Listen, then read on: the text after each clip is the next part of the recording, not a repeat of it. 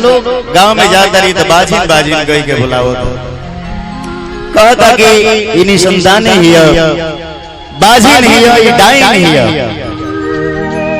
तो बाबा के दरबार में जाके अर्जी करता रही, विनती करता रही, प्रार्थना करता रही और कहता रही कि बाबा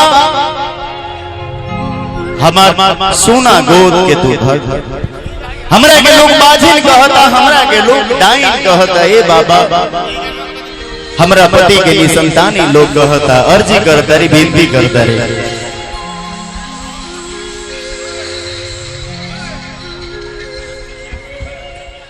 यहाँ आ जाइए।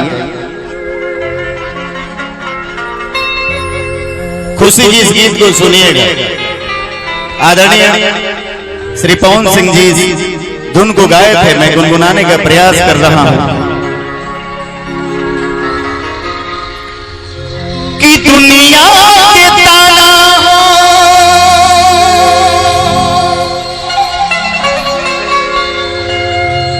बहुए सहतनी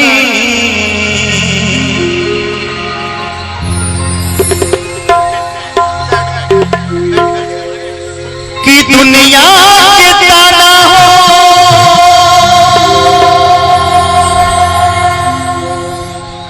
बहुए सहतनी ए भोले दानी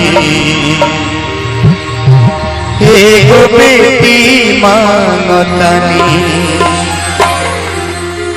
ए भोले दानी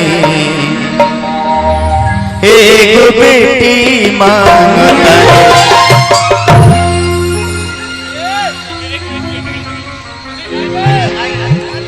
हेलो, थोड़ा सा भैया या तो फोटो खिंचवा ला जाए या तो कार्यक्रम में करा जाए। ये डीजे एक बार जोरदार ताली बजा करके स्वागत कीजिए इसी जिले की बेटी, ये जो डीजे जिले की बहन। और डीजे वाले भैया थोड़ी देर के लिए डीजे बंद कर दीजिएगा। डीजे वाले भैया मेरी आवाज सुन रहे हैं, डीजे वाले भैया तो डीजे कुछ देर के लिए बंद कर दीजिए। डीजे वाले भैया, डीजे वाले बाबू, डीजे वाले भैया डीजे बंद कर दीजिए थोड़ी देर के लिए। डीजे वाले बाबू आवाज आ रही हो तो डीजे वाले भैया थोड़ा डीजे बंद कर दीजिए। गाना है डीजे वाले भाई थोड़ा डीजे बजा दो, मगर यहाँ कहना है कि डीजे वाले भाई डीजे बंद कर दो। भैया वो औरत कह रही है कि खुशी की तरह मुझे एक बेटी चाहिए जो अपने कुल खानदान का नाम रोशन करे।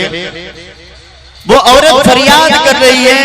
देखिए कि ये भी बेटी देवरिया जिले की बेटी, ऐसी बेटी जो आज पूरे हिंदुस्तान में जलवा बिखेर रही है। देवरिया जिला की दो बेटी, एक शिल्पी राज और एक खुशी कक्कर। जोरदार ताली बजाइए। और सर ये दोनों बहनों के बारे में क्या कहना, दोनों बेटियों के बारे में क्या कहना भैया? खुशी कक्कर के गाने जलवा बिखेर रहे हैं और शिल्पी राज जी के आप लोगों ने सुना भी उनका गाना बर्बादी हो,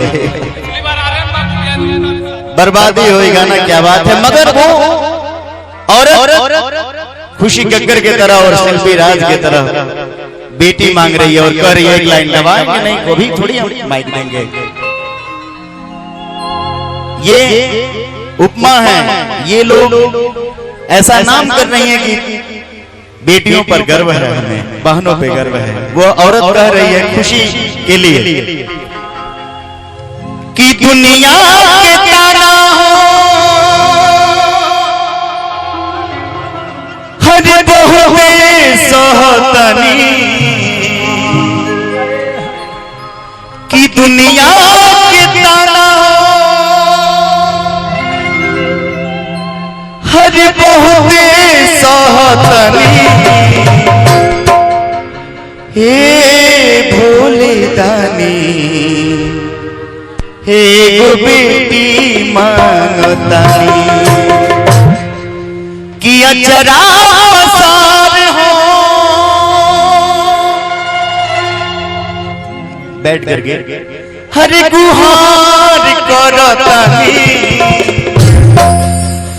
कि अचरा पसार हो हरे गुहार करतानी हे भोले दानी एगो बेटी मांगतानी हे भोले दानी एगो बेटी मांगतानी दुनिया के ताना हम बहुते सहतानी दुनिया के ताना हम बहुते सहतानी ए भोले दानी एगो बेटी मांगतानी ए भोले दानी एगो बेटी मांगतानी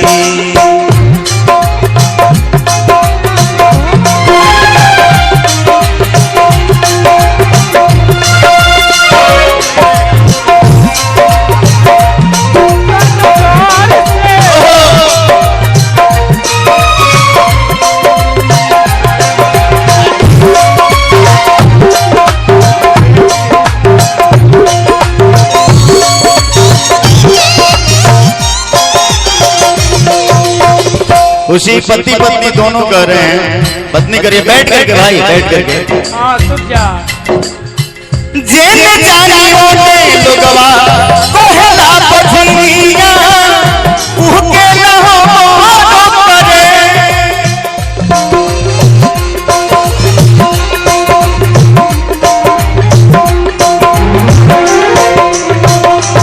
केहू कहे डाइन हिया केहू निसनतानी भोला न हमसे पवहे